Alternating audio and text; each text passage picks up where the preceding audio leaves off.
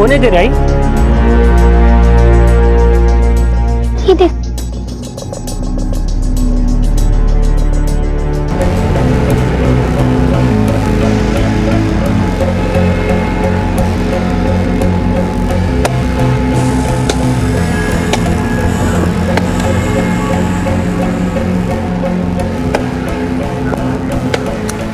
Uncle, मुझे मेरी आई से मिलना है। कौन हो तुम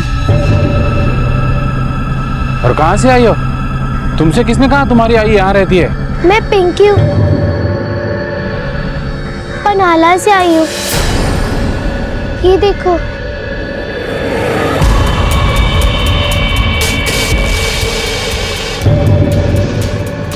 सुनो, कौन है ये? नहीं, कोई नहीं। जाओ, तुम अपना काम करो, जाओ। आई।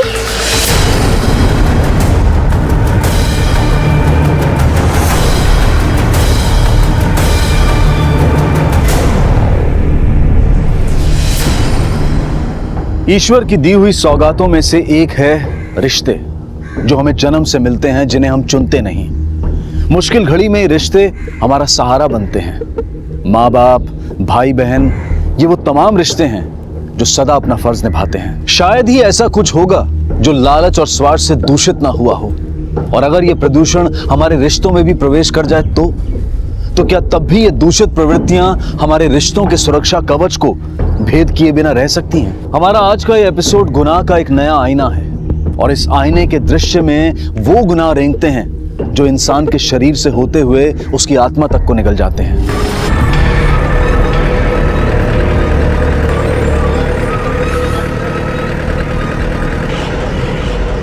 अंकल, हम आई के पास जा रहे हैं ना? हाँ बेटा, तुझे तेरी आई के पास ही छोड़ेंगे। हाँ, फिक्र मत कर।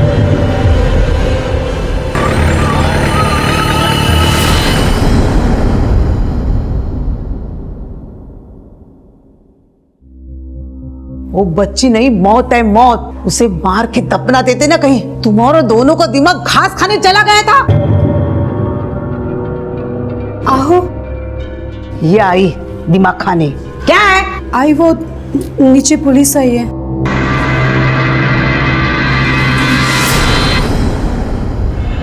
श्वेता दलवी, ओळखता?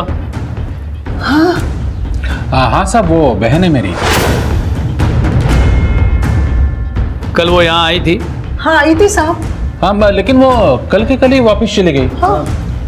कहाँ गई? अपने ससुराल। वो यहाँ से तो निकली थी, लेकिन वहां पहुंची नहीं। उसके पति अरुण दलवी ने मिसिंग कंप्लेंट दर्ज की है। पहुंची नहीं? भाई, मुझे कुछ गड़बड़ लग रही है। मतलब? मतलब जब वो यहाँ आई थी तो बहुत रो रही थी। आई देखो ना, माँ बेटे ने मार मार के क्या हाल कर दिया है मेरा। आई बात बात पर हाथ चलाते, डंडा झूठा जो दिखा बस। आई मुझे इन लोगों से बचा लो। आई, ये लोग मुझे मार डालेंगे। आई मुझे बचा लो। चुप बेटा, रोते नहीं बेटा, चुप हो जा। आई बस कर। आई सांप जानवर की तरह मारा था उसको, फिर भी हम लोगों ने समझाया कि ऐसे घर छोड़ के नहीं आते। हम बात करेंगे अरुण और उसके आई के साथ। सांप बहुत मारा था उसको। बहुत डरी हुई थी वो, बहुत रोई जा रही थी। हमने समझाया तो अपने घर के लिए निकल गई।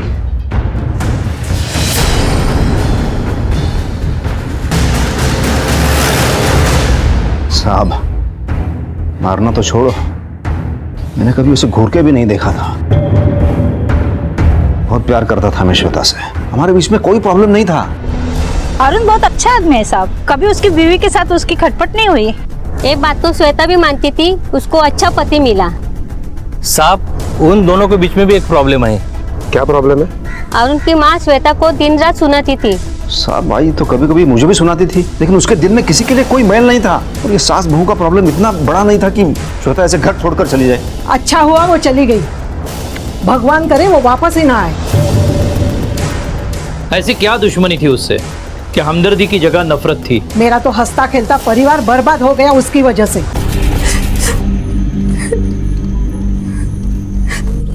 जब देखो तब आंसू बहाती थी, पता नहीं किस बात का मातम मना रही थी। तीज त्योहार पे भी कभी खुशी नहीं थी उसके चेहरे पे। कितनी बार मैंने उसे बेडरूम के बाहर रोते हुए देखा है। आपने कभी ये जानने की कोशिश नहीं की कि प्रॉब्लम क्या है? बच्चे को जन्म नहीं दे सकती थी ना, इसलिए शायद रोती होगी। मुझे पता है साहब, वो मां नहीं बन सकती। क्या? मैं जानती हूँ आपको सदमा पहुंचा है, आपके साथ धोखा हुआ है, पर मुझे माफ कीजिए। मैं झूठ बोल के अपना रिश्ता आगे नहीं बढ़ा सकती। आपका जो भी फैसला होगा वो मुझे मंजूर है। अगर आप मुझे छोड़ना चाहे तो। सुन के ऐसी खोपड़ी खसक गई थी मेरी, मन किया कि बाद में मुझे लगा कि श्वेता मुझसे सब कुछ छिपा भी सकती थी, लेकिन उसने मुझे सब कुछ सच बता दिया। और उसकी यही बात मुझे बहुत अच्छी लगी थी साहब। मैंने उसके ये सच के साथ एडजस्ट कर लिया और सोचा कि बाद में आई को भी मना लूंगा। साहब, मैं श्वेता से बहुत प्यार करता हूँ। प्लीज उसे ढूंढ निकालिए, प्लीज। सर, अगर अरुण सच बोल रहा है तो इसका मतलब है श्वेता झूठ बोल रही है। यही पता लगाना है कि श्वेता झूठ बोल रही है या उसके आड़ में उसके मैके वाले। सर, ताज्जुब की बात यह है कि श्वेता के मोबाइल का लास्ट लोकेशन ये जयसिंहपुर और सांगली के बीच में दिखाई दे रहा है। जयसिंहपुर और सांगली के बीच में मतलब ससुराल और मैके के बीच में। मतलब जब श्वेता अपने मैके से ससुराल जा रही होगी तब बीच में उसके साथ कुछ हुआ होगा। हेलो, ओके सर, श्वेता का पता चल गया है।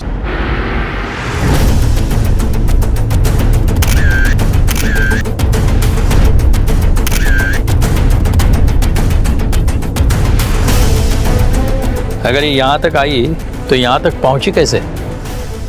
किसी ने देखा है उसे? चलो बाजूरा। सर, ये वेटर है, कुछ बताना चाहता है। साहब, जब ये बस से उतरी तो मैंने इसे टॉयलेट जाने का रास्ता बताया था, वहीं पे गई थी वो। हाँ, बैठो बैठो, बैठ लो वहाँ पे, बैठ लो। लेडीज टॉयलेट कहाँ है? जी वहाँ पे मैडम। अच्छा, वहाँ पर है? जी थैंक यू। कोई था उसके साथ? नहीं, अकेली थी। बस कौन सी थी? कोई प्राइवेट बस थी, Amber travel. Shinde sir. Amber travels के सारे पैसेंजर की लिस्ट निकलवाओ। Okay sir. नलौड़े, श्वेता के ससुराल वाले और मैके वालों को इन्फॉर्म कर दो। क्या? हाँ, हम अभी पहुंच रहे हैं। हाँ दादा काय झालं? आई बाहर है, कामिनी। दादा क्या हुआ बताओगे? अरे क्या हुआ? आई, श्वेता का खून हो गया।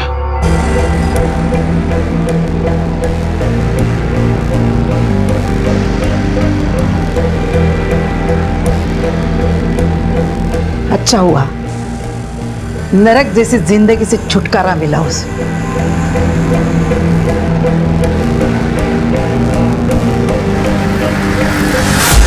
जहां भाइयों को अपनी बहन और मां को अपनी इकलौती बेटी के कत्ल का दुख नहीं था, बल्कि खुशी थी। राजन, मोहन, रेणुका और अरुण सभी संदिग्ध थे, लेकिन किसी पर भी शक के सिवाय कुछ साबित नहीं था।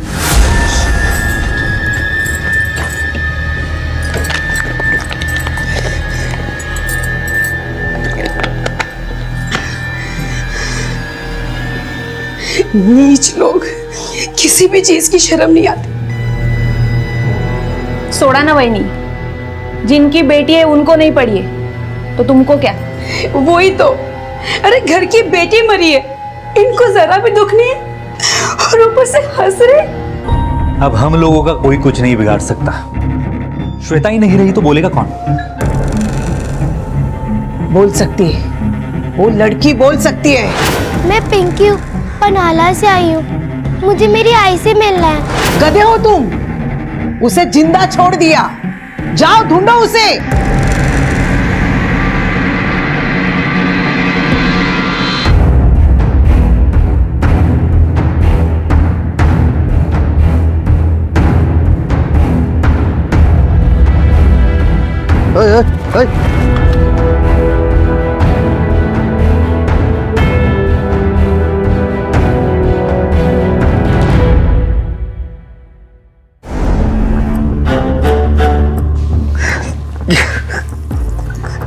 या पानी का।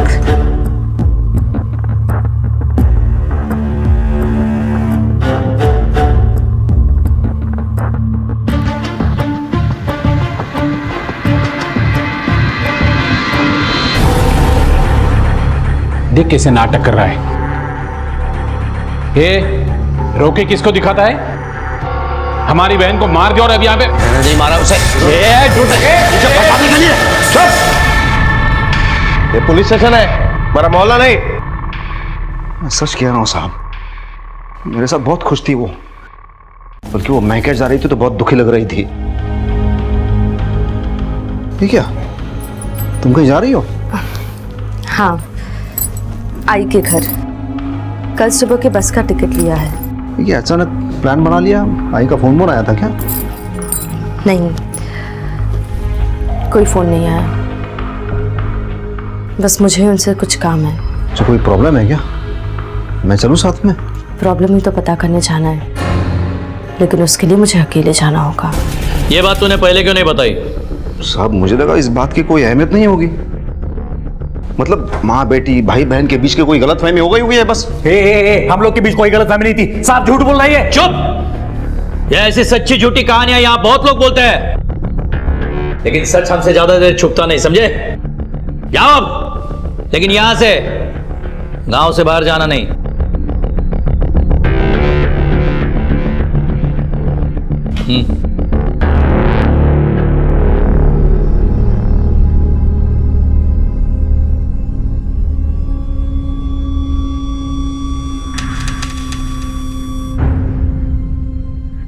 इससे शादी महंगी पड़ गई। क्यों पुराना दुखड़ा रो रहा है? डर मत, पुलिस को हमारे खिलाफ कुछ नहीं मिलेगा। चल। आई का फोन। कुछ बोल मत अभी, चल। हाय। अरे आई तू क्यों टेंशन ले रही है? किसी को कुछ पता नहीं चलेगा। आई किसी को कुछ पता नहीं चलेगा कि वो लड़की अपनी माँ को ढूंढ रही, तू टेंशन मत ले। चल आके बात करते।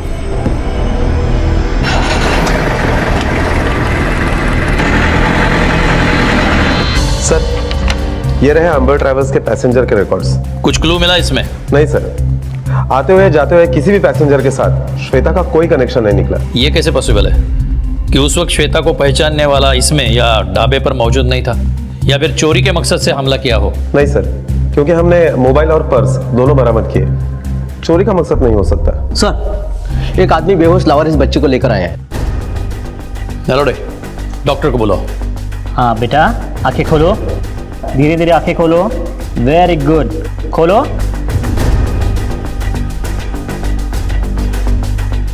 तुम्हारा नाम क्या है बेटा? कहाँ रहती हो?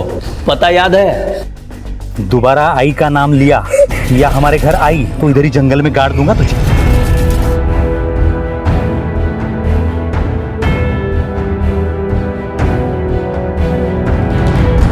सर, मुझे लगता है कि बच्ची के साथ कुछ हादसा हुआ है और उसका असर उस पर अभी भी है। नॉर्मल होने में थोड़ा वक्त तो लगेगा।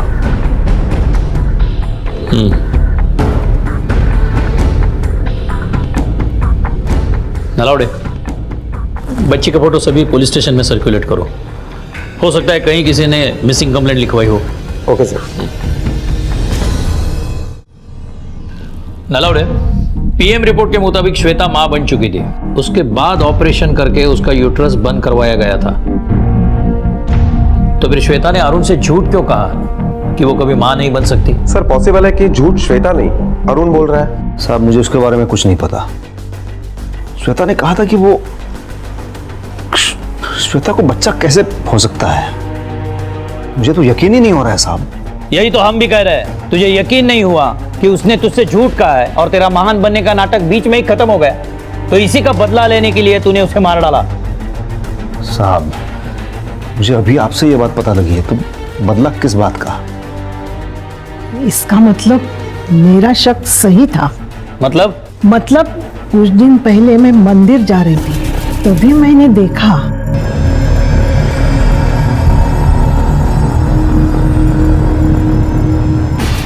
आप उससे पीछा छुड़ाना चाहती थी, तो ये बात आपने अपने बेटे को क्यों नहीं बताई? उसी दिन बताई थी, लेकिन ये उसके प्यार में इतना अंधा हो गया था कि ये बात इसके कानों तक नहीं पहुंची। अभी हम चलते हैं, लेकिन जरूरत पड़ी तो फिर से पूछताछ करेंगे। नलौड़े, श्वेता के कॉल रिकॉर्ड्स में एक क्लिनिक का नंबर भी था ना? हाँ सर।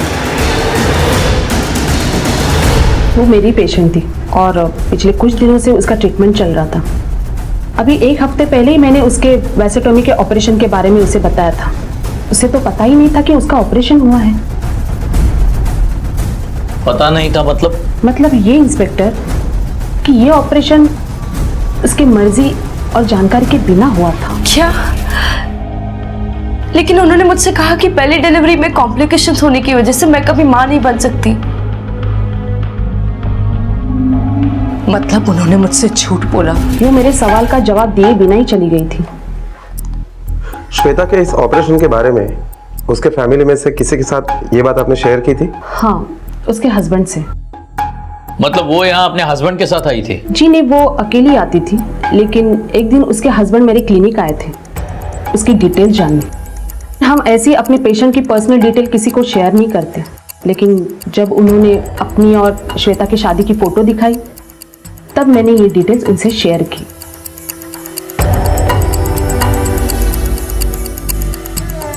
क्या ये वो आदमी था? जी नहीं, वो ये आदमी नहीं था। मैंने उसके साथ आधे घंटे बहस की थी, इसलिए मुझे उसकी शक्ल अच्छे से याद है। इस केस ने एक नई करवट ली थी जहां श्वेता के एक और पति और शादी का वजूद सामने आया था। पर आखिर इस वजूद की पहचान क्या थी? क्या इस नए पहलू में राजन, मोहन, रेणुका और अरुण का सार था? क्या भूमिका थी इस एक और शादी की श्वेता के कत्ल में? अगर डॉक्टर मधु के पास आया हुआ आदमी अरुण नहीं है तो इसका मतलब श्वेता की और एक शादी हुई है और इस दूसरे आदमी का श्वेता के कत्ल में जरूर हाथ होगा। ये दूसरा आदमी कौन है हमें सिर्फ गायकवाड़ फैमिली ही बता सकती है। नलौड़े, इस गायकवाड़ फैमिली की पूरी छानबीन करो। ये लोग सीधे सीधे मुंह खोलने वाले नहीं है और टेढ़ा करने के लिए हमारे पास सबूत नहीं है। सर, बच्ची ने खाना खा ली है, उसकी अभी हालत पहले से नॉर्मल है। कुछ बताया उसने? नहीं सर। किसी पुलिस स्टेशन में बच्ची की कोई इंफॉर्मेशन है? नहीं सर। ठीक है, तुम जाओ। ये बच्ची जब बोलेगी तब बोलेगी, तब तक हम हमारा काम करते हैं। साहब, गायकवाड़ फैमिली को 2 साल हुए हैं यहाँ शिफ्ट हुए, अभी तक तो सब ठीक ही है। नहीं साहब, ऐसी तो शांति है। कभी कभी वो लड़के को लड़की कहा सुनी हो जाती है। कौन सी लड़की? बड़े बेटे की लड़की है ना, रितु। सब टालने की कोई बात ही नहीं है, जबकि अरुण के पहले उसकी शादी थी ही नहीं तो क्या बताए ना। और अगर वो माँ नहीं बन सकती बोल के शादी करते तो लड़का नहीं मिलता, इसलिए छुपाए, बस और कुछ नहीं। और वो ऑपरेशन वो क्यों छुपाया या करवाया? आजकल दुनिया में कोई किसी का दर्द नहीं समझ पाता है। एक तो हमने हमारी बेटी खोई है और आप हम पे शक करें, और हम क्यों करेंगे उसका ऑपरेशन? हमें उस ऑपरेशन के बारे में कुछ नहीं पता। सर,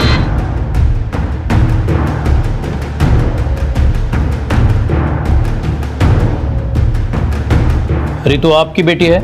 हाँ साहब। क्यों?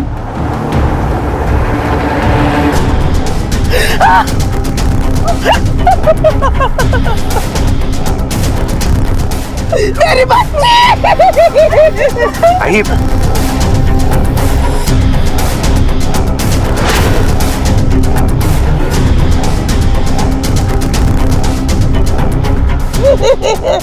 मेरे बच्चे 2-3 दिन पहले मारा है, इसलिए बॉडी सड़ चुकी है। नलौड़े, वो दाग देख रहे हो? कहीं दूर मारा है और यहाँ लाश फेंकी है। सर के पीछे वार किया है, इतनी भारी चीज से मारा है। मर्डर वेपन बरामद हुआ? नहीं सर, हमने पूरा इलाका छान मारा लेकिन कहीं कुछ नहीं मिला। पूरा एरिया सील कर दो और हथियार ढूंढ लो और ये बॉडी पोस्टमार्टम के लिए भेज दो। Okay sir.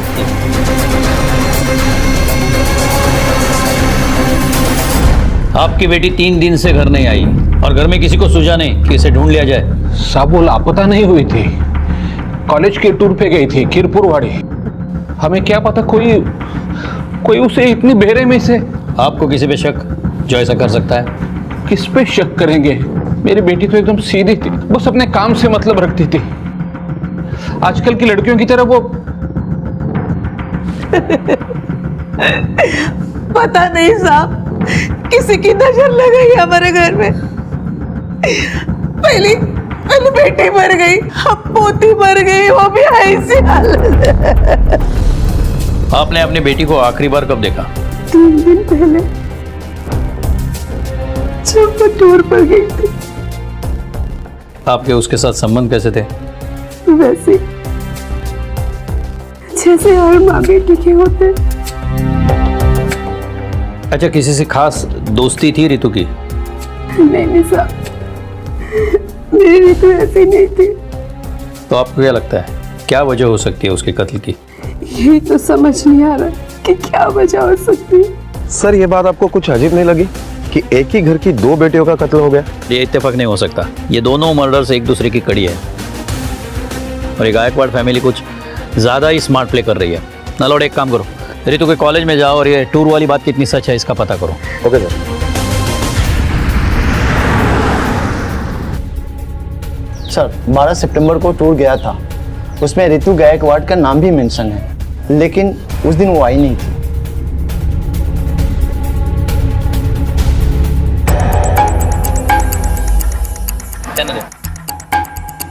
सर, वो टूर के लिए निकली तो थी लेकिन पहुंची नहीं। इसका मतलब है इसी बीच उसका खून हो चुका था। पोस्टमार्टम रिपोर्ट के मुताबिक खून 12 तारीख को 7 से 8 बजे के बीच में हुआ है।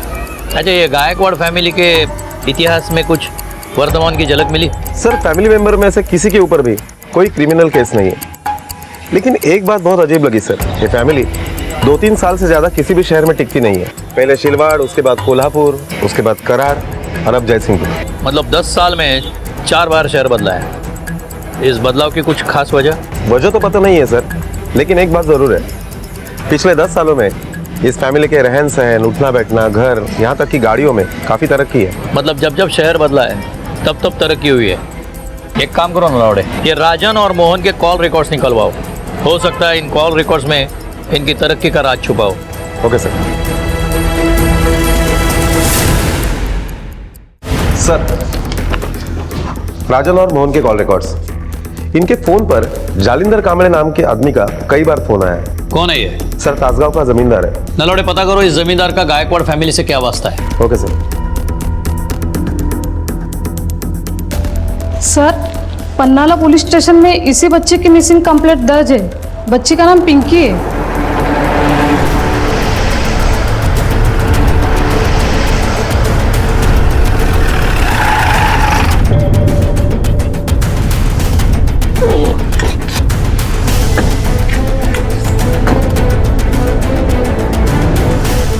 पिंकी, बाबा, पिंकी बच्चा मेरा।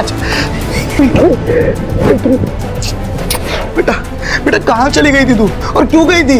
अज्जी ने कहा था कि अपनी आई के पास जा, तो मैं चली गई।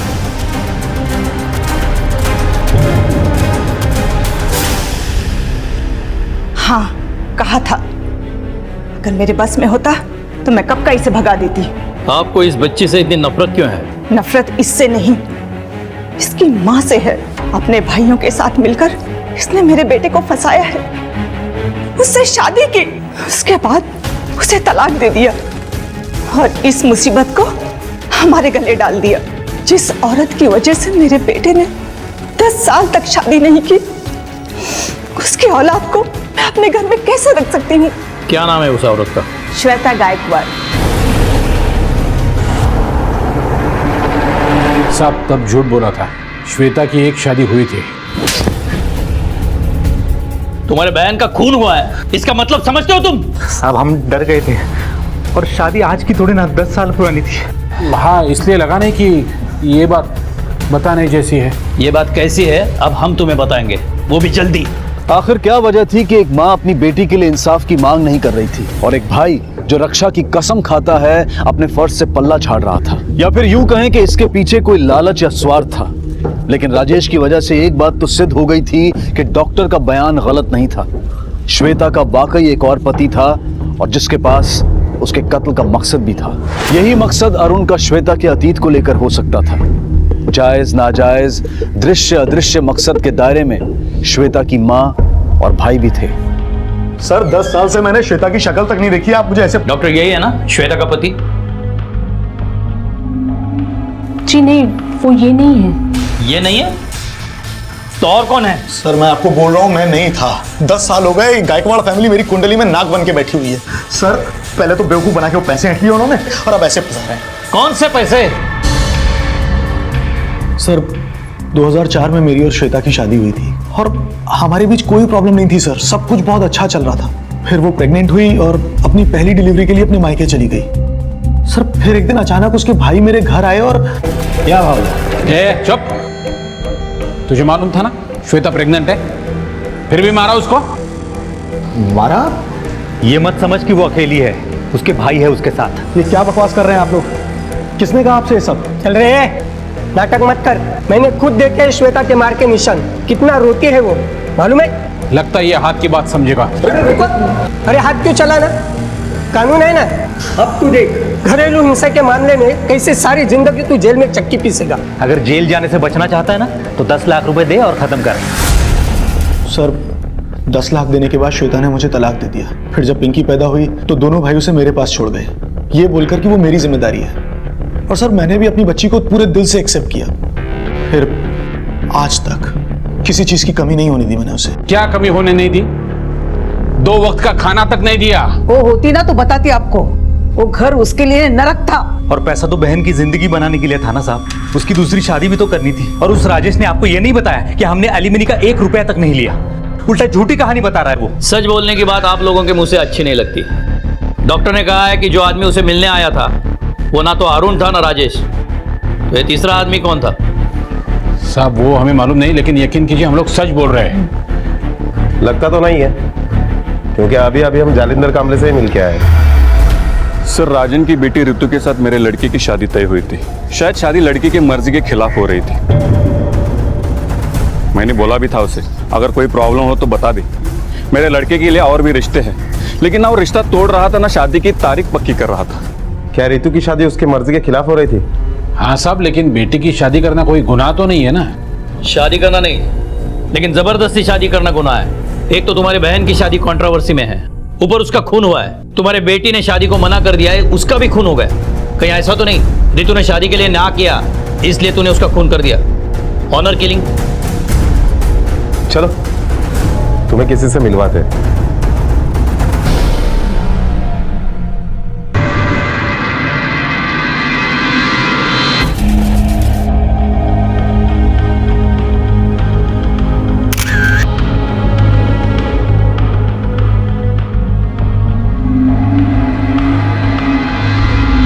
साहब यही है वो, इसने ही मारा मेरी बेटी को।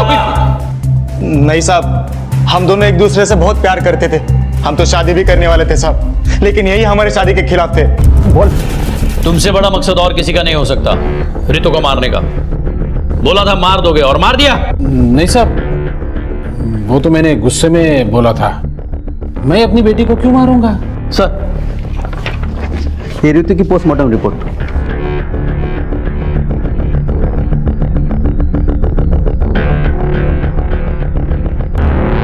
अपने पूरे करियर में कत्ल का ऐसा हथियार पहली बार सुना मैंने। हाँ सर, रिपोर्ट पढ़ने के बाद मुझे भी बहुत अजीब लगा, लेकिन ऋतु के सिर पर मंदिर के घंटी से ही वार किया गया है। सर मंदिर के मान्यता के मुताबिक ऋतु ने देवी माता के दर्शन करने के बाद मंदिर के पीछे जाकर माथा टेका होगा और कातिल ने उसी मौके का फायदा उठाया होगा और उसके बाद कातिल ने बड़ी सफाई से मंदिर की घंटी को साफ करके जगह पर रख दिया। लेकिन उसकी इस चालाकी को फॉरेंसिक रिपोर्ट ने मात दे दी, जो उसने सोचा भी नहीं होगा। और सर हथियार से भी ज्यादा चौंकाने वाला वो नाम है जिसके फिंगरप्रिंट्स घंटी पर मिले।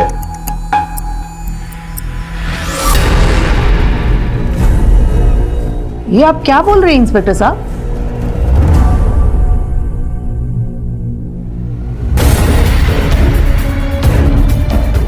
चलिए, वजह तो आपको पता होगी। जिस मंदिर की घंटी से ऋतु का कत्ल हुआ है उस पे आपके फिंगरप्रिंट्स है।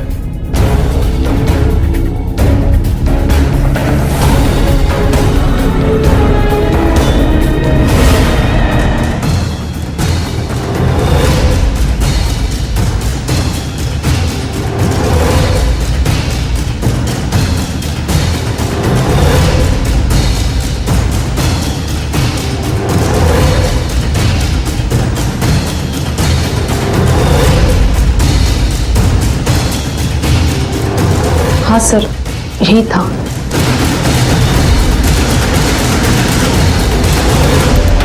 जुर्म तो आपने कबूल कर लिया है, अब वजह भी बता दीजिए। बताइए, क्यों मारा आपने रितु को? वजह मैं नहीं बता सकती। देखिए हाँ नलौड़े बोलो। सर वो स्केच रेडी हो गया है। एक काम करो, ये गायकवाड़ फैमिली जहाँ जहाँ शिफ्ट हुई है वहाँ के आसपास के लोगों को वो स्केच दिखाओ, कोई ना कोई तो उसे जरूर पहचानेगा। Okay sir.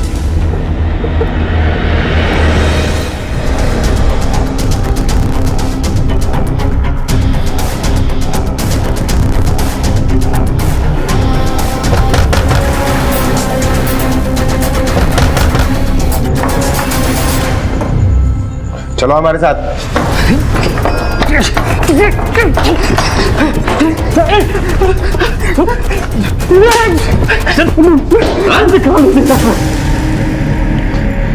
हाँ साहब, मैंने ही मारा था श्वेता को। शादी के 6 महीने बाद ही अपने घर जाके बैठ गई थी और अपने भाइयों के साथ मिलकर मुझ पर डोमेस्टिक वायलेंस का झूठा इल्जाम लगाया था और मुझसे 10 लाख रुपए लूट लिए थे। तभी मैंने सोच लिया था कि मैं इस बेइज्जती का बदला जरूर लूंगा। मेरा घर तोड़कर नया घर बसा कर बैठी है तू, हैं? तुझे क्या लगता है तू अपने भाइयों के साथ मिलकर मुझ पे 498A लगाने की धमकी देकर मुझसे 10 लाख रुपए लूट कर ऐसे चैन से बैठ जाएगी? हैं? अविनाश, मैंने ऐसा कुछ नहीं किया, मेरा यकीन करो, तुम कुछ गलत समझ। गलती है ना? गलती मैंने की है तुझसे शादी कर कर, और वो गलती मैं अब सुधारूंगा तुझसे बदला लेकर। मैंने उसे ढूंढा, उसका पीछा किया, फिर उस पर नजर रखी, और जब डॉक्टर मधु से मुझे उसकी ऑपरेशन और डिलीवरी के बारे में पता चला तब मेरी खोपड़ी और भनक गई थी। इन सब लोगों ने मुझे मिलकर बेवकूफ़ बनाया। मैंने उसके घर पर नज़र रखी हुई थी। जब 11 तारीख को वो जयसिंहपुर निकल गई, जाते वक्त मुझे मौका नहीं मिला, लेकिन आते वक्त मुझे मौका मिल गया।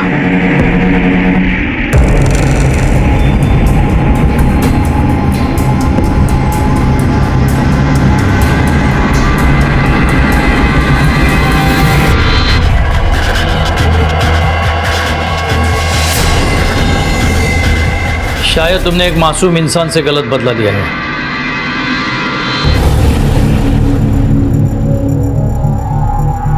मुझे वो वजह पता चल गई जिस वजह से तुमने अपने बेटी को मार दिया। मारती नहीं तो क्या करती?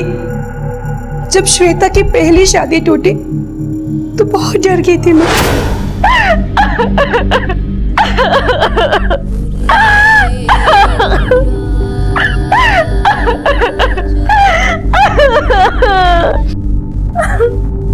श्वेता, अब तू ही बता, तलाक के अलावा और कोई रास्ता है क्या? पर भाऊ, मैं कैसे उसे? क्या उसे? तू उसे तलाक नहीं देगी ना तो भी एक दिन तुझे छोड़ देगा वो। और तू आई के बारे में सोच, आई की कितनी बदनामी होगी। भाऊ, मैं बात करूंगी उससे, सब ठीक हो जाएगा, मैं समझाऊंगी उसे। अरे उठना मेरे बाप, आई इंतजार कर रही है।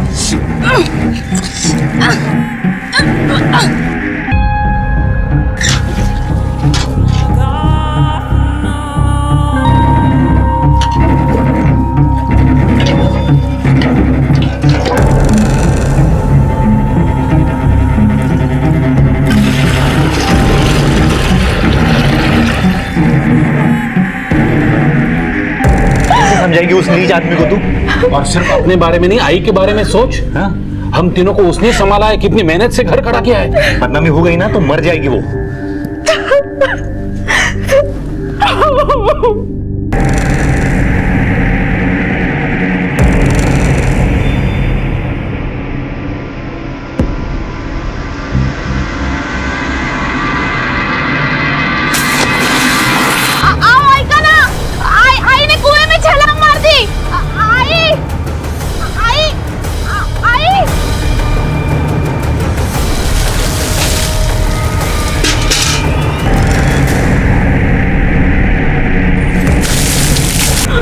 आइए।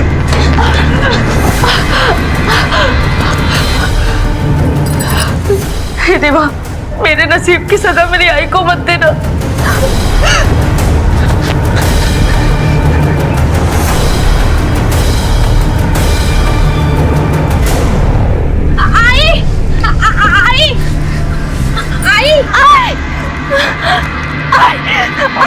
क्या हुआ आई को?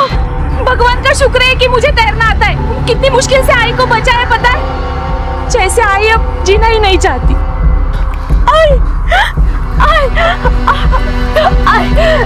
आई तो बोलती ना तो मैं उसे तलाक दे दूंगी, पर तुम मरने के बारे में सोचना भी मत। आई आंखें खोल।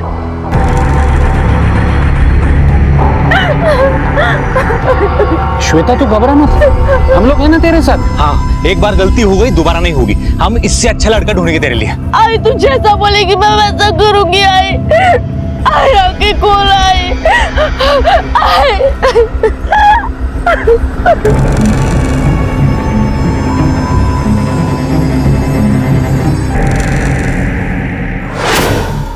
उसके बाद एक पे एक शादी, फिर तलाक। उसके सगी माँ और भाइयों ने उसे पैसा कमाने की मशीन बना दिया था। फिर उसे झूठ बोला कि उसका बच्चा मर गया है और उसे बिना बताए उसका ऑपरेशन करवा दिया ताकि दूसरी शादी तोड़ने के लिए बच्चा अड़चन न बने। और फिर एक दिन जब श्वेता को पता चला, तुम लोगों ने तो नीच होने की सारी हदें ही पार कर दी। तुम लोगों की वजह से अब मैं कभी मां नहीं बन पाऊंगी। लेकिन कोई बात नहीं, मुझे खुशी है कि मुझे अरुण जैसा प्यार करने वाला पति मिला। लेकिन अगर आइंदा से किसी ने मेरे घर की तरफ देखने की भी कोशिश की तो मैं ये भूल जाऊंगी कि तुम दोनों मेरे सगे भाई और आप मेरी माँ हो। मैं सीधा पुलिस के पास जाऊंगी। याद रखना तुम सब। ये क्या पागल है क्या? क्या समझाएंगे अब इसको? जाने दे रही, 30 की हो गई। अगर शादी तोड़ी ना उसने तो हमें बिठा के खिलाना पड़ेगा। तेरी रीतू है ना, वो अब अपना फर्ज निभाएगी। हाँ माँ, लेकिन वो अभी बहुत छोटी है। इसकी उम्र तक तो रीतू की 7-8 शादियां हो सकती है। तुमने पहले अपनी बहन की जिंदगी बर्बाद कर दी, अब अपनी बेटी की करना चाहते हो? कुछ तो शर्म करो। बकवास मत कर, ये तो धूंगा रख के चल। और जब मुझे रीतू को बचाने का कोई रास्ता नजर नहीं आया तो मैंने ये फैसला किया कि मैं रीतू को वहां भेज दूंगी जहां ये लोग चाहकर भी उसका सौदा न कर पाए।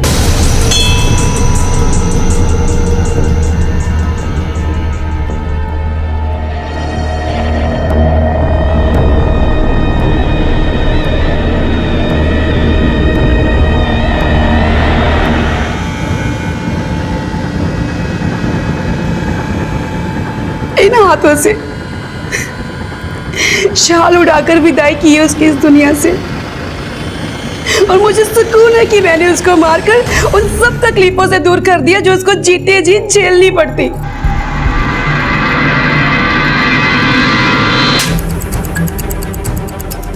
चार शादियां, वो भी पेट पालने के नाम पे, अय्याशी के लिए। किसी एक की बलि चढ़ाने से बेहतर होता तुम दोनों मुस्तंडे कुछ जिम्मेदारी उठाते। कामचोरी और लालच को मजबूरी का नाम देते हो। बिठा सबको गाड़ी में, उठ, ले जाओ। अरे छोड़ो। अरे असुरक्षा अगर घर में ही पैदा होने लगे तो इंसान करे तो क्या करे। यहाँ राजन, मोहन और रेणुका जैसे उदाहरण भी हैं जो सिर्फ सांसारिक सुखों के लिए, मेहनत से बचने के लिए अपनी औलाद तक की बलि चढ़ा सकते हैं। अविनाश को श्वेता और नीलम को ऋतु की हत्या के लिए सजा हुई और राजन, मोहन और रेणुका को श्वेता की जबरदस्ती शादियों, झूठे 498A केस और जबरन वसूली के लिए गिरफ्तार किया गया।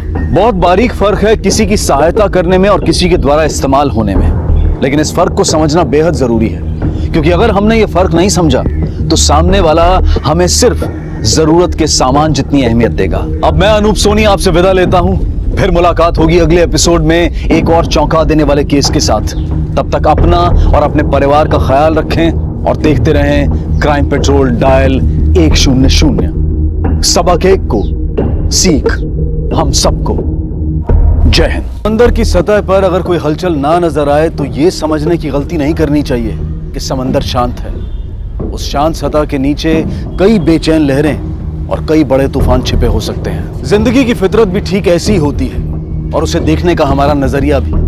कई बार रोजमर्रा की सतही जिंदगी जीने में हम इतने मसरूफ हो जाते हैं कि उन उठती लहरों की तरफ हमारा ध्यान ही नहीं जाता जो कल किसी तूफान में बदल सकती हैं। समंदर में आए तूफान की वजह कुदरत होती है, लेकिन जिंदगी में आए तूफान का कारण हम खुद होते हैं। गलत फैसले या फैसलों को लेने में देरी, गलत परिस्थितियों का या गलत शख्स का सामना करने की बजाय उसे अनदेखा करना, ये वो सारी वजहें होती हैं जो जुर्म के लिए जमीन तैयार करती हैं। और ऐसी ही जमीन पर उगे जुर्म की कहानी आज हम आपको दिखाएंगे, जो है मुंबई की रहने वाली स्वाति बाबूराव जंगम की।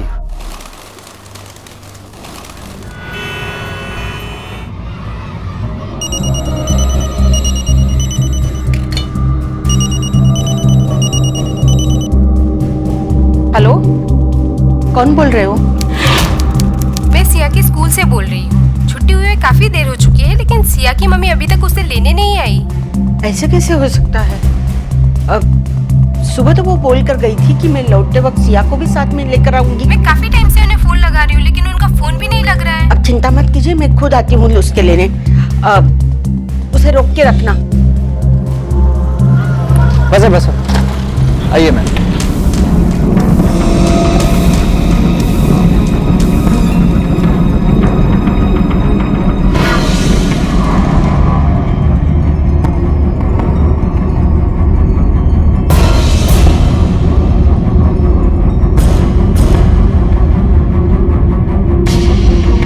भाई साहब, जरा जल्दी चलना प्लीज, जल्दी चलो।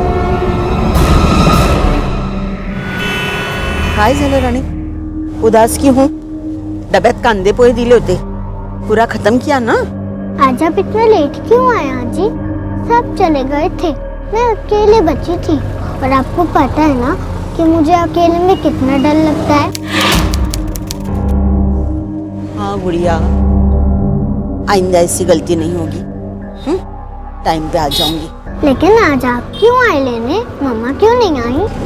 मम्मा को थोड़ा काम था, इसलिए मम्मा नहीं आई। हाँ, मैं आई हूँ ना। चल, कल से मम्मा आएगी। हाँ आंटी, मैंने आपको बोला था ना कि स्वाति मैम तो सुबह से ही नहीं आई। घर से तो यही बताकर निकली थी कि वो काम पर जा रही है, पर नहीं आई। तो कहाँ गई होगी? क्या हुआ आजी, कुछ हुआ है क्या? नहीं, कुछ नहीं। चल बेटा। स्वाति बिटिया को देखा? नहीं देखा।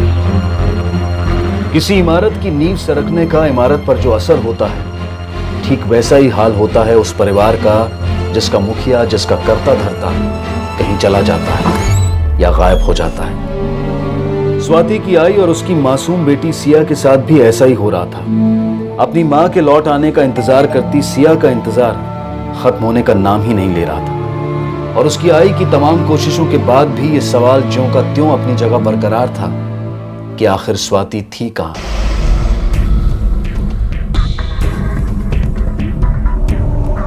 हो सकता है ये अपनी मर्जी से गई हो। मैडम, वो कोई 16 साल की बच्ची नहीं है कि अपनी मर्जी से उठी और निकल गई। एक बच्ची की माँ है जिसे वो बहुत प्यार करती हूँ। मैं हूँ, वो हमें छोड़कर कहीं नहीं जा सकती। और कौन कौन है आपके परिवार में? बस हम 3 हैं, मैं, स्वाति और उसकी बच्ची सिया। और बच्ची के पिता? नहीं है। ठीक है, हम तहकीकात शुरू करते हैं, खबर मिलती है आपको बता देंगे। रिपोर्ट के हिसाब से उसकी मोबाइल की आखिरी लोकेशन नवीन मार्केट की है। वो 11 बजे तक वहीं थी, उसके बाद उसका फोन स्विच ऑफ हो गया, जो अब तक ऑन नहीं हुआ है। चलो देखते हैं मार्केट में क्या मिलता है। सकाराम, गाड़ी काट।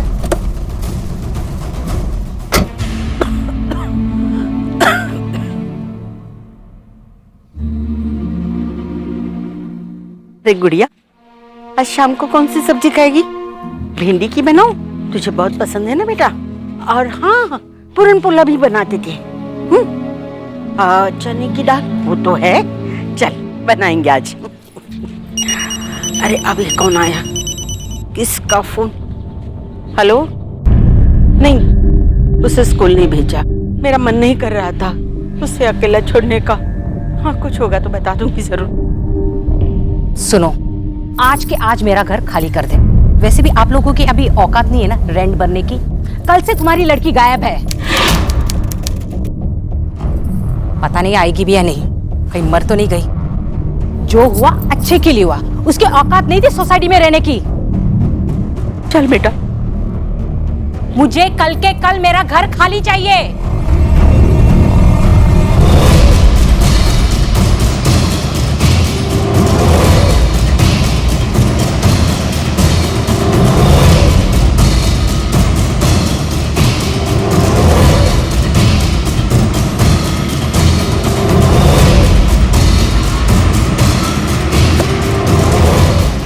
अनुज, ये मोबाइल की लोकेशन तो मार्केट की दिखा रहे थे, लेकिन मार्केट में ऐसा कोई नहीं था जिसने उसे देखा हो, और मार्केट भी कुछ खास बड़ा तो नहीं था। उसके पार्लर का एड्रेस है हमारे पास, वहाँ जाके देखें। चलो। पहले आप मुझे बताओ कि सब लोग मम्मा के बारे में इतना बुरा बुरा क्यों कहते हैं? नहीं बच्चा, ऐसा नहीं बोलते। तेरी मम्मा बहुत अच्छी है। लगता है तेरी मम्मी आ गई। 1 मिनट बेटा।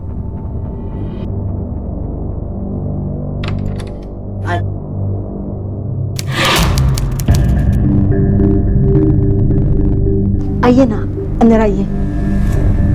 वॉचमैन से पता चला कि मेरी वाइफ ने आपके साथ बहुत बदतमीजी की। उसकी तरफ से मैं आपसे माफी मांगने आया हूँ। ठीक है। आपका जब तक जी चाहे आप आराम से यहाँ रह सकती हैं, मैं हूं ना। वैसे पुलिस को कुछ पता चला क्या? नहीं। स्वाति मैम उस पूरे दिन नहीं आई।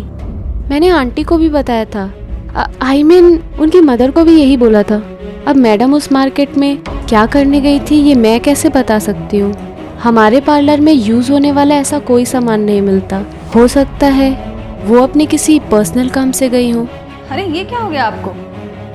हॉल में कुछ ऐसी गर्मी भी नहीं है, अच्छा खासा एसी लगा रखा है पार्लर में। बड़े पसीने छूट रहे हैं आपके तो। नहीं मैम। तबीयत खराब है या कुछ छुपा रही हैं? वो बस ऐसे ही, पहली बार हमारे आसपास कोई क्राइम हुआ है तो। अनुज, क्राइम हो गया और हमें पता भी नहीं चला? आपको किसने कह दिया क्राइम हो गया? नहीं, वो तो मेरे मुंह से बस एक बात निकल गई।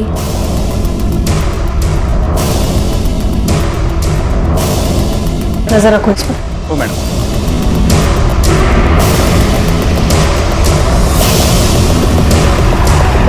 उस मार्केट में ऐसा कोई है जिससे वो मिलने जाती है? कोई भी, उसकी सहेली, दोस्त, रिश्तेदार? नहीं, वहाँ कोई उसका पहचान वाला नहीं है और पता नहीं। देखिए, हमें ऐसा लग रहा है आप हमसे कुछ छुपा रही हैं। देखिए, आप वाकई अगर चाहती हैं कि आपकी बेटी को हम आपके पास ले आए ढूंढकर, तो प्लीज पूरा सच बताइए। ऐसा कोई है जिस पर आपको शक है, या फिर ऐसा कोई जिसका हाथ हो उसके गायब होने में? हो।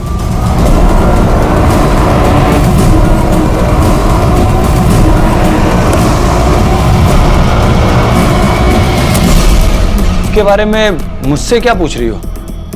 मेरा कुछ लेना देना नहीं उसके साथ। कमाल है सुरेश पाटिल, पति हो तुम उसके। नहीं, मान लिया कि सेपरेट हो गए हो, लेकिन लीगली डिवोर्स तो नहीं मिला है, तो कानून के नजर में तो पति हुए। अब पत्नी के बारे में पति को नहीं पूछेंगे तो और किसे पूछेंगे, है ना?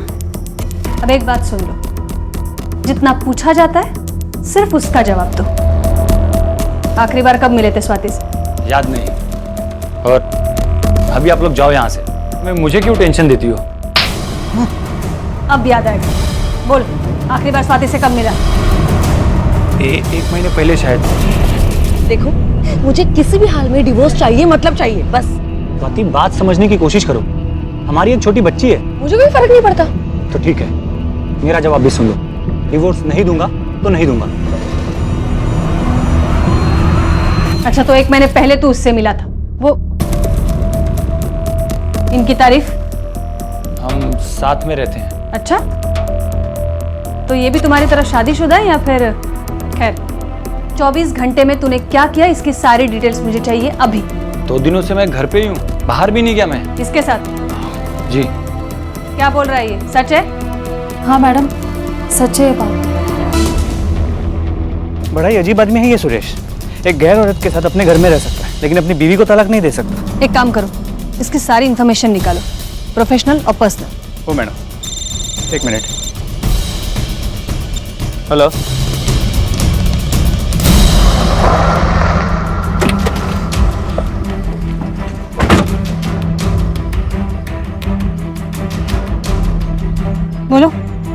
मैम, उस दिन मैं गेट छोड़कर कहीं नहीं गया था। दोपहर तक यहीं बैठा था और स्वाति मैडम बिल्डिंग से बाहर निकली ही नहीं। अगर वो निकलती तो मुझे पक्का दिखाई देती। अनुज, पूरी बिल्डिंग छान मारो। हो मैडम, चल।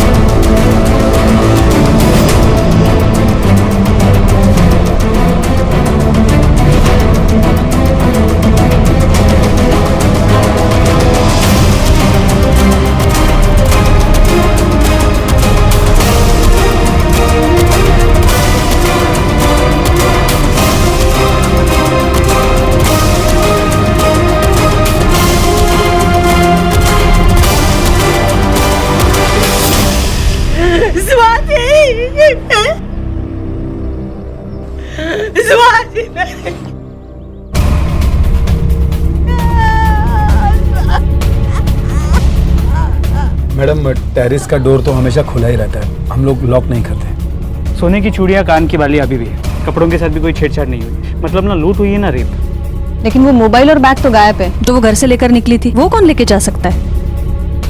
ठीक है, आप जाइए, हम नीचे आते हैं। चला, हमें गुमराह करने के लिए फोन ले जाना, ये बात तो समझ में आती है, लेकिन ये बैग क्यों? उसमें इतना क्या इंपॉर्टेंट हो सकता है? और बाहर से कोई इंसान आकर मारने से पहले या मारने के बाद स्वाति को टेरेस पे ले जाता है और किसी को पता भी नहीं चलता। तो बात कुछ अजीब है। हो सकता है बाहर से कोई आया ही ना हो, बिल्डिंग में रहने वाला कोई हो तो सकता है अनुज, लेकिन दावे के साथ नहीं कह सकते।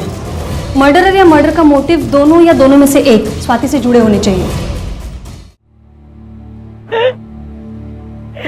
स्वाति मेरी बच्ची। क्या हुआ आजी, आप क्यों रो रहे हो? मम्मा कहाँ है? बेटा, तेरी आई अभी कभी नहीं आएगी। क्यों नहीं आएंगी? आपने उससे मेरी शिकायत की। मम्मा हमें क्या अच्छे बच्चे बने रहूंगी, आपकी और मम्मा की बात सुनूंगी। करो ना मम्मा को फोन, उनको बोलो ना कि सिया प्रॉमिस कर रही है, उनको बोलो ना। अब मैं कहाँ उसे फोन करूं, कहाँ उसे बुलाऊं? वो भी कभी नहीं आएगी, कभी नहीं आएगी, कभी नहीं आएगी। साहब, हमारी ड्यूटी 9 बजे से शुरू होती है। हम आते हैं तो रात के पाली वाला जाता है। उस समय थोड़ा इधर उधर हो जाता है, वर्दी वगैरह बदलने में, चार्ज लेने में। अगर उस समय कोई अंदर घुस आया हो और बाद में निकला हो तो कह नहीं सकते। यहाँ की सीसीटीवी फुटेज चेक करनी। सीसीटीवी फुटेज तो आपको दिखा देता, लेकिन हमने अभी नया सीसीटीवी लगवाया था तो कुछ प्रॉब्लम थी तो कंपनी उसे वापस ले गई।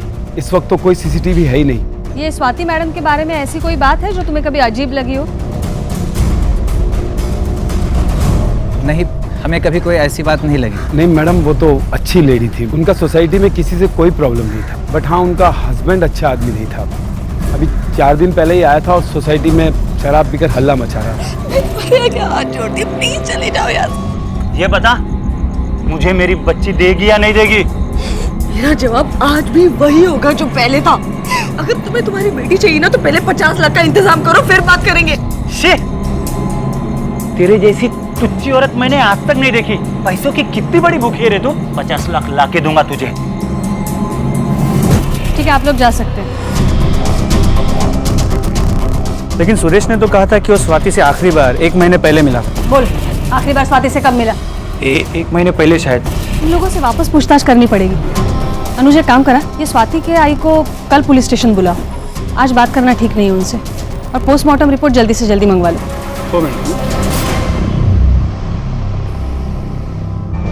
पोस्टमार्टम रिपोर्ट के हिसाब से स्वाति की मौत सर पे लगे चोट की वजह से हुई थी। Most probably iron rod. और सर पे 1 नहीं बल्कि 2 जबरदस्त वार किए गए।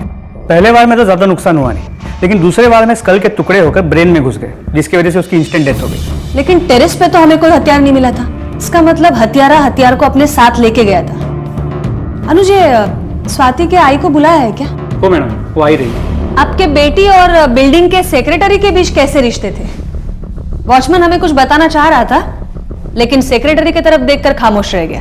ये स्वाति मैडम के बारे में ऐसी कोई बात है जो तुम्हें कभी अजीब लगी हो? नहीं, हमें कभी कोई ऐसी बात नहीं लगी। कुछ भी बोलते रहते लोग, उनके पास कोई काम नहीं है। वो अकेली थी, सब कुछ अकेली करती थी। किसी के साथ भी उसका नाम जोड़ देते थे, बातें बनाते थे।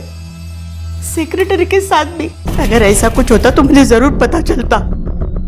पप्पा जी शपथ। आपके बिल्डिंग का सेक्रेटरी बोल रहा था कि सुरेश आया था आपके बेटी से मिलने कुछ दिन पहले और उन दोनों के बीच काफी झगड़ा भी हुआ था। हाँ, वो आया था। सुरेश उसे बहुत बहुत तंग करता था। ठीक है, अभी आप जा सकती हैं। जरूरत पड़ेगी तो वापस बुला लेंगे।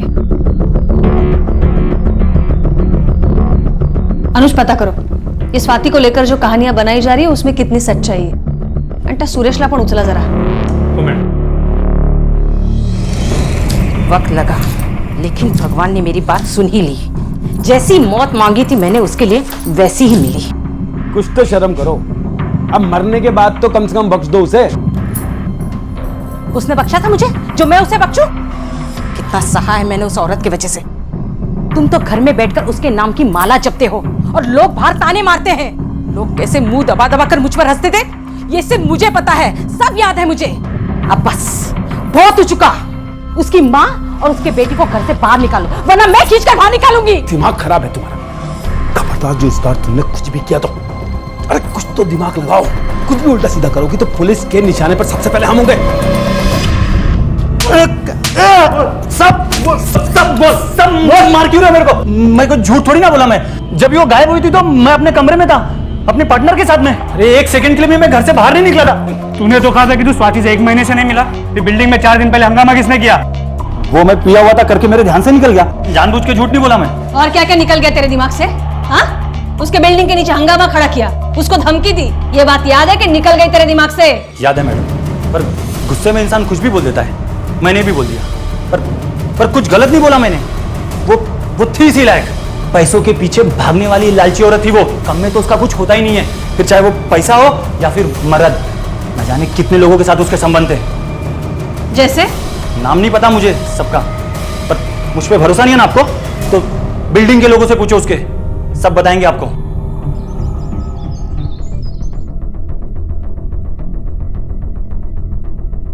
बोलिए शर्मा जी। ऐसा भी कोई मुश्किल सवाल नहीं पूछ लिया हमने जो जवाब देने में इतना वक्त लगा रहे हैं आप। नहीं बोलना चाहते तो नहीं बोल दीजिए।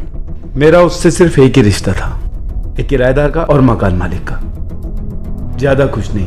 लेकिन ये सोसाइटी वाले कुछ अलग बता रहे हैं। सोसाइटी वालों का क्या है मैडम, जो मुंह में आता है बोल देते हैं। लेकिन मेरी उससे मुलाकात महीने में सिर्फ एक ही बार होती थी, जब वो चेक देने आती थी, बस। पूरी बात बता दो ना, क्यों छुपा रहे हैं? बताओ ना। इनका दिल साफ था लेकिन उस औरत के मन में दाग था इनको लेकर, इसलिए लोग बातें बनाने लगे थे इन दोनों के बारे में। क्या बोल रही है ये? आप कुछ बोलना चाहेंगे? मिस्टर शर्मा ये कुछ और बता रही हैं, आप कुछ बोल नहीं रहे हैं। इससे तो यही लगता है कि स्वाति के लिए सॉफ्ट कॉर्नर था आपके दिल में। क्यों? देखिए, मैं कुछ भी कहूंगा तो आप लोग गलत ही समझेंगे, इसीलिए मैं चुप था। और एक मरी हुई लड़की के बारे में उल्टा सीधा बोलने का क्या मतलब है? इसके अलावा और कोई भी बात नहीं थी मैम। अनुज, जी सुरेश की हिस्ट्री के साथ में उसके कॉल रिकॉर्ड्स और बैंक अकाउंट में मंगवाओ जरा। ओ मैडम। देखो और क्या क्या मिलता है। Yes ma'am. मैम। हाँ। आप पूछ रही थी ना कि मैंने कुछ अजीब देखा कि नहीं। हाँ। हमारे शर्मा साहब की बीवी ने जीना हराम कर दिया था स्वाति मैडम और उनके पूरे फैमिली का। जिधर भी देखती थी पकड़ लेती थी, कोई भी मौका नहीं छोड़ती थी और गंदी बात जो बोलती थी पूछो ही मत। लेकिन उसकी क्या दुश्मनी इन लोगों के साथ? उनको लगता था कि उनके पति और स्वाति मैडम में कोई लफड़ा है, इसका ही बदला लेती रहती थी। और कुछ जानते हो? नहीं, बस इतना ही पता था। ठीक है, जा सकते हो। चला।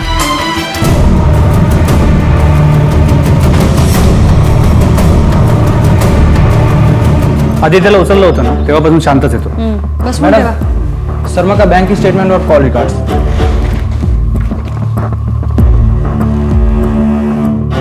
अनुज, ये कॉल में तो कुछ ज्यादा बातें नहीं हुई है इनकी। 5 महीने पहले स्वाति शर्मा के फ्लैट में रहने आई थी। उसके कॉल एक्सचेंज ज्यादा नहीं है पर बैंक स्टेटमेंट कुछ अजीब है। उसने पहले महीने में रेंट का चेक दिया है और 1 लाख रुपए भी भरे, शायद डिपॉजिट हो सकते हैं। दूसरे महीने में भी रेंट का चेक दिया है। उसके बाद कोई एंट्री नहीं है। उल्टा ये शर्मा ने 1 लाख रुपए ट्रांसफर किए हैं। हो सकता है ये वही पैसे हैं जो स्वाति ने डिपॉजिट के तौर पर दिए थे। ये 3 महीने में ऐसा क्या हुआ होगा कि स्वाति के ऊपर शर्मा इतना मेहरबान हो गया? एक मिनट मैम। हाँ रवि बोल।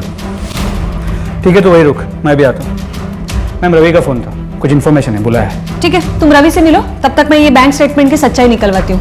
जी मैम। ये क्या कह रही है आप? स्वाति ने 3 महीने का किराया नहीं दिया और डिपॉजिट भी वापस ले लिया। मुझे तो इसके बारे में कुछ भी पता नहीं है, उसने कुछ भी नहीं बताया। सलाम साहब, कहाँ है? वो सामने वाला घर।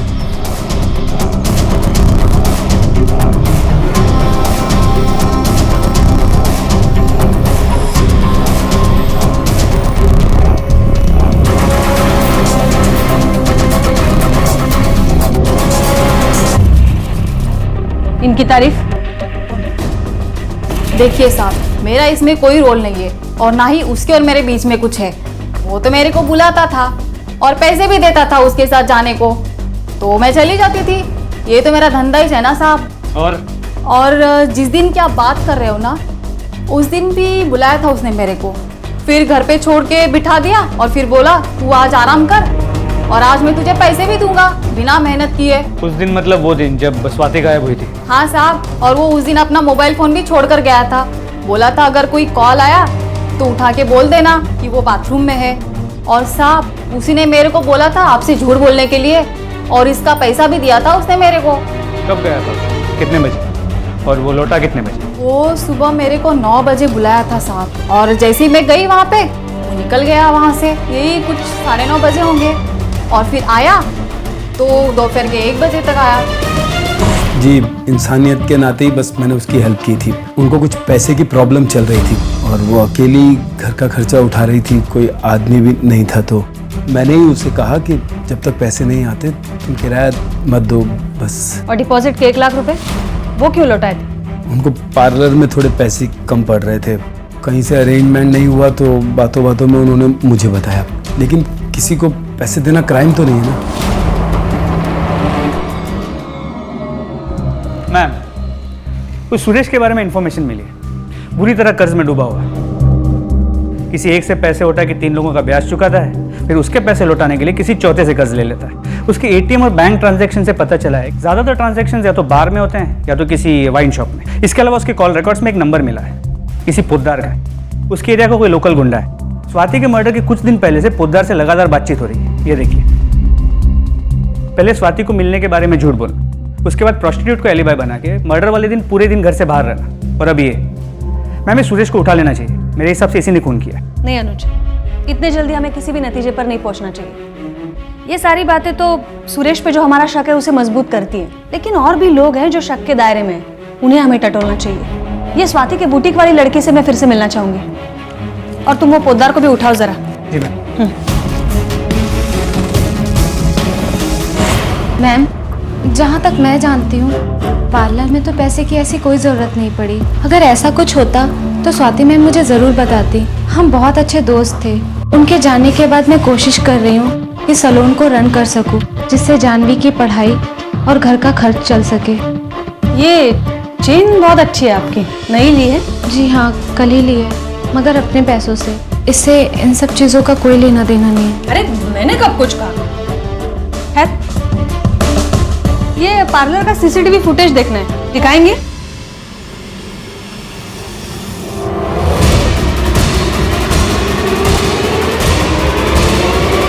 रुक!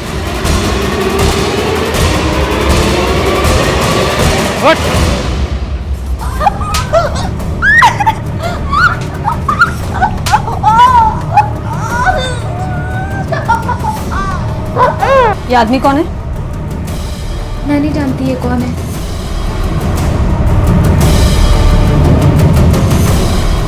उस दिन से लेकर आज तक की सारी फुटेज डिलीट है। तुमने डिलीट की? नहीं मैम, मैंने नहीं की। मुझे तो ये सब आता भी नहीं। मुझे नहीं पता ये सब किसने किया।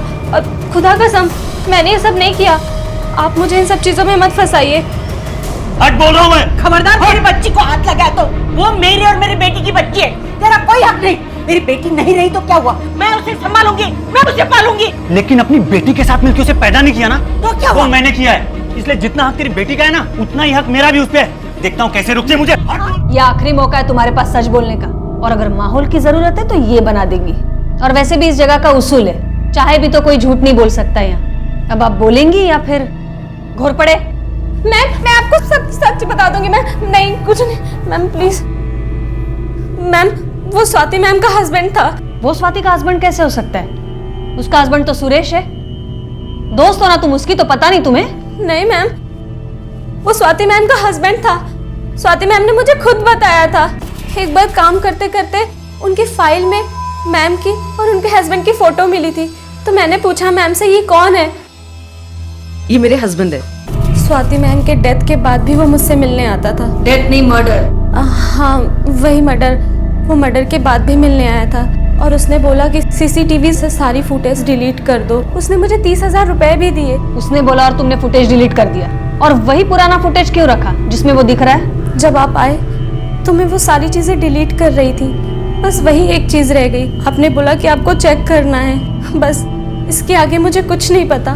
कौन है, कहाँ से आया, क्या करता है, मुझे कुछ नहीं मालूम।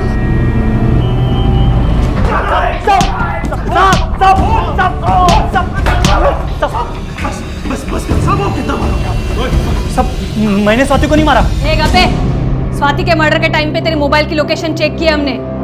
मर्डर के टाइम उधर ही था तू, बिल्डिंग के आसपास। और स्वाति के मर्डर से पहले कब कितनी बार तूने इसे फोन किया है, कितनी देर इससे बात की है, पूरा हिसाब है हमारे पास। बची तेरी वो गर्लफ्रेंड जिसके साथ तू मर्डर के दिन 12 घंटे पहले और 12 घंटे बाद था, उसने भी हमारे सामने मुंह खोल दिया है। तब मुफ्त में हड्डियां तोड़वाने में कोई मतलब नहीं है। हम ये तो जानते हैं कि तुम लोगों ने किया क्या, कैसे किया है, बता। मेरी प्लानिंग थी, पर उसको मारने की नहीं, उसे सबक सिखाने की, उसका किडनैप करने की। उस दिन पोद्दार के साथ स्वाति की बिल्डिंग के नीचे मैं भी था। काफी देर इंतजार किया हमने, पर वो नहीं आई। बाद में हमें पता चला कि वो गायब हो गई है, और फिर खबर आई कि उसका मर्डर हो गया है। उसके मर्डर की खबर सुनकर तो मैं खुद शॉक हो गया था, पर मैंने उसको नहीं मारा। सच बोल रहा हूं मैं सब। अनुज, इन दोनों पर स्वाति के किडनैपिंग का प्लानिंग का चार्ज लगाओ आणि 8 टका दोघांना। ओ मैडम। और तब तक वो फुटेज वाले दूसरे पति को ढूंढते हैं। देखिए, इसे पहचानती हैं? लगता है इसे कहीं देखा है, लेकिन याद नहीं आ रहा है। देखिए, दिमाग पर थोड़ा जोर डालिए। स्वाति के कातिल को पहचानने के लिए इसको पहचानना बहुत जरूरी है। कोई भी पुरानी पहचान, जैसे कि स्वाति का कोई पुराना दोस्त हो या फिर कोई पुराना दुश्मन। अरे ये तो साहिर है, इतने सालों बाद स्वाति के साथ।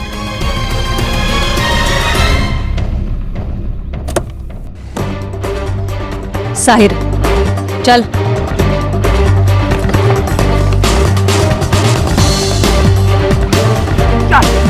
चल। हो गई तेरी नौटंकी, अब चले, गाड़ी टकायला। मैम, वो अफेयर था मेरा स्वाति के साथ, उसकी शादी से पहले, पर हमारा ब्रेकअप हो चुका था। वो हमेशा शक करती रहती थी और एक दिन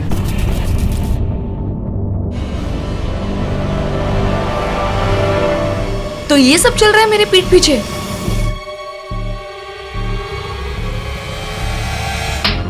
शर्म नहीं आती तुम्हें? अब देखो मैं तुम्हारे साथ क्या करती हूँ। Just wait and watch. मेरी मंगनी हो चुकी थी मैम, पर मैंने सोचा कि शादी से पहले उसके साथ मैं टाइम पास तो कर ही सकता हूँ, लेकिन उसको सब पता चल गया। उसने जाकर सब कुछ मेरी मंगेतर को बता दिया। मेरी मंगनी टूट गई थी मैम, बेइज्जती हुई अलग।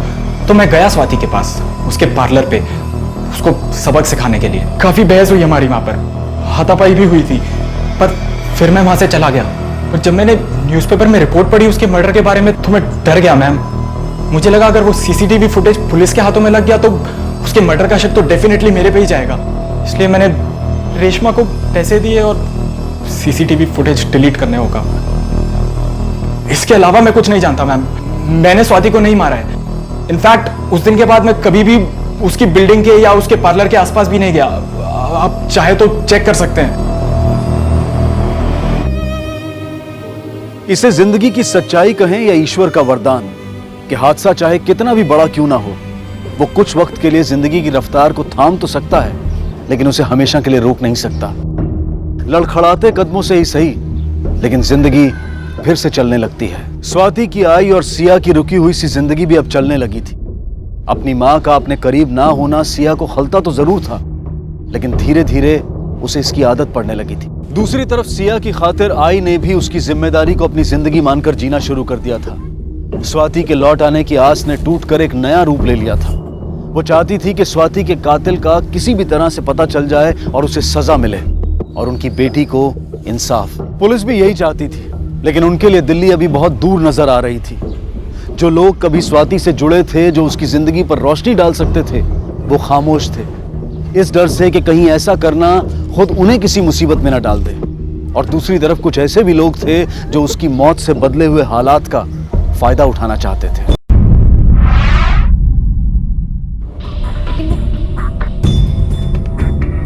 इस साहिर के कॉल रिकॉर्ड्स को चेक किया और मर्डर वाले दिन उसने अपने जहां जहां होने की बात की थी उन सभी जगहों पे जाके पूछताछ की। वो सही कह रहा है, स्वाति के मर्डर वाले दिन वो मर्डर के लोकेशन पे नहीं था। अनुज, ये स्वाति का मोबाइल फोन या फिर उसका बैग मिला था? अब तक नहीं मिला, मगर हम कोशिश कर रहे हैं। इसमें तो कोई शक नहीं है कि वो कातिल ही लेके गया होगा, लेकिन वो फोन या बैग मिल जाता तो शायद हम उस तक पहुंच सकते। मैम, स्वाति का फोन ऑन हो गया। IMEI नंबर से ट्रैक कर लिया है कि वो कहाँ है। चला। जी मैडम, इस फ़ोन को उस आदमी ने मुझे बेचा था। वो आदमी थोड़ा सा बूढ़ा सा था। पहचानते हो उसे? पहचानता नहीं, पर पता चल जाएगा। ये देखिए आप। एक और नया सस्पेक्ट। मैडम, ये तो मेरा आदमी है, स्वाति का बाबा। क्या? हाँ, मेरा पति बाबूराव जंगम सालों पहले मुझे और स्वाति को छोड़ के चला गया अपने गांव सातारा। फिर कभी मुड़कर नहीं देखा, लेकिन वो किसी का कत्ल नहीं कर सकता, इतनी हिम्मत नहीं है उसमें। बसा। आता सगळं खरं खरं सांगायचं पटकन। बोल। मैम साहब, स्वाति हर महीने 1000 रुपये मनी ऑर्डर से मुझे भेजती थी। जब 2 महीने से रुपये नहीं आए तो मैं मुंबई चला आया। जब उसके घर पे पहुंचा, वो घर से बाहर निकल रही थी, तिला रागा ले छत पे जाके बात करने को बोला। मैं छत पे गया मैम साहब और गुस्से से चीखा चिल्लाया, क्यों तूने 2 महीने से रुपया नहीं भेजा, कितनी तकलीफ हो रही है मुझे। उसने भी मुझे कड़ी कोटी सुनाई और जाने को बोला तो मुझे गुस्सा आया। मैंने उसका खून नहीं किया, वो मेरा खून है, मेरी बिटिया है। बोला मैं अपनी बिटिया को कैसे मार सकता हूँ मैम साहब। जब स्वाति का कत्ल हुआ था तो टेरेस पर तू था। देख, अभी सच सच बोल, वरना तेरे उम्र का लिहाज नहीं करूंगी, समझा? बोल। मैम साहब, वहाँ अकेला नहीं था, तो कोई और भी था।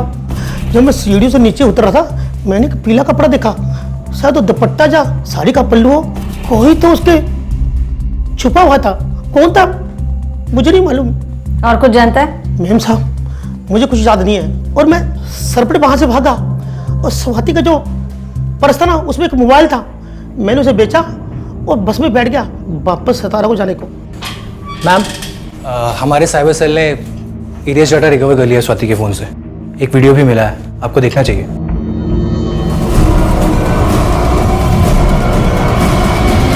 बहुत घुमाया तूने हमें। फरिश्ता है ना तू? अकेले औरतों का मदद करने का शौक है तुझे। और क्या बोला था? स्वाति से महीने में सिर्फ एक बार मिलता है, सिर्फ एक बार। सर प्लीज प्लीज मानिए, मैं बताता हूँ ना आपको सब कुछ। चल बोल अभी। मैडम, मैं एक दिन उसके घर किराया लेने गया था। उसे देखकर मैं बहक गया था। बहुत कोशिश की पर अपने आप को रोक नहीं सका और वो दिखाकर मुझे ब्लैकमेल करने लगी। मैंने उसे बहुत समझाया, उससे माफी भी मांगी, लेकिन उसने मेरी एक नहीं सुनी। तब मैंने उसे एक ऑफर दिया। मैंने उससे कहा कि तुम जब तक चाहो मेरे घर में बिना किराए के रह सकते हो। और तो और मैंने उसका डिपॉजिट भी उसे वापस कर दिया। लेकिन ये बात जब मेरे घर में पता चली तो मेरी वाइफ को लगा कि मेरा उससे अफेयर चल रहा है। मैं उसे क्या बताता, मैं क्या बोलता उसे। बस इसी चिढ़ में वो उन लोगों के पीछे पड़ी रहा करती थी। मैं अपनी बेटी की कसम खाकर कहता हूँ कि मैंने उसे मारा नहीं। पता है हमें, स्वाति का खून जिसने किया उसका पता चल गया है, लेकिन तूने भी जुर्म किया, इसलिए यहाँ लाया गया तुझे। और जो गुनाह तूने किया है ना, उसकी सख्त से सख्त सजा मिलेगी तुझे।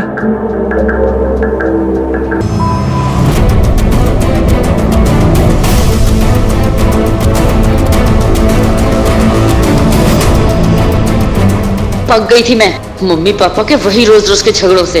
वो घर में झगड़ा करते और बिल्डिंग वाले बातें बनाते, और ये सब उस औरत स्वाति की वजह से हो रहा था। मेरे पापा हम सबको धोखा दे रहे थे सिर्फ उस औरत के लिए जो उनकी कुछ नहीं लगती थी। मुझे ये सब खत्म करना था। उसे मैंने उस बुढ़े के साथ टेरेस पे जाते देखा। मैंने उसका पीछा किया। जब मैं उसका पीछा कर रही थी तो वो बुढ़ा नीचे वापस आ रहा था। मैं उसे देख के छुप गई। फिर मैं वापस गई जहां वो अकेले खड़ी थी। सुनो तुम, हमारी लाइफ से प्लीज चली जाओ। तुम्हें समझ में नहीं आ रहा है, हमारी लाइफ खराब हो रही है। तुम्हारी वजह से मेरे पापा हम लोगों को नहीं समझ रहे हैं। प्लीज तुम्हें समझना होगा। उसे मिन्नती की, उसे समझाया, उसके हाथ जोड़े कि प्लीज ये सोसाइटी, ये फ्लैट छोड़ के दूर चली जाए। उससे कह रही थी कि मेरे बाप ने उसका रेप किया है, मेरे पापा ने। मैं अपना गुस्सा कंट्रोल नहीं कर पाई।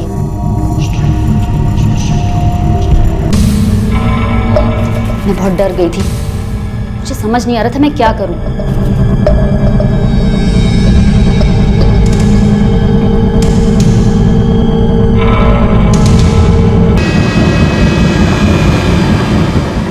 भावनाओं से भरी जाह्नवी ने सिर्फ वो देखा जो उसकी आंखों के सामने था, और उसने उसे सच मान लिया। अगर उसने समझदारी से काम लेते हुए सच को जानने की कोशिश की होती तो उसे पता चलता कि स्वाति ने उसके पिता पर जो इल्जाम लगाया था वो सच था, और तब वो स्वाति की जान लेने जैसा गलत फैसला ना करती और ना ही अपनी जिंदगी बर्बाद करती। कई बार हालात और परिस्थितियां ऐसी बन जाती हैं जब हमारी समझ हमारा साथ छोड़ देती है और सही फैसले लेना हमारे लिए मुश्किल हो जाता है। लेकिन समझ के अभाव में अगर फैसले सिर्फ सच्चाई की कसौटी पर परख कर भी लिए जाएं, तो भी उनके गलत फैसलों और उनके गलत परिणामों से बचा जा सकता है। अपना हर फैसला सोच समझकर और सच की कसौटी पर परख कर लें, क्योंकि आपका गलत फैसला सिर्फ आपको ही नहीं बल्कि आपके परिवार वालों को भी नुकसान पहुंचा सकता है।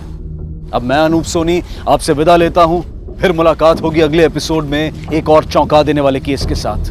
तब तक अपना और अपने परिवार का ख्याल रखें और देखते रहें क्राइम पेट्रोल डायल 100। सबक एक को सीख हम सबको।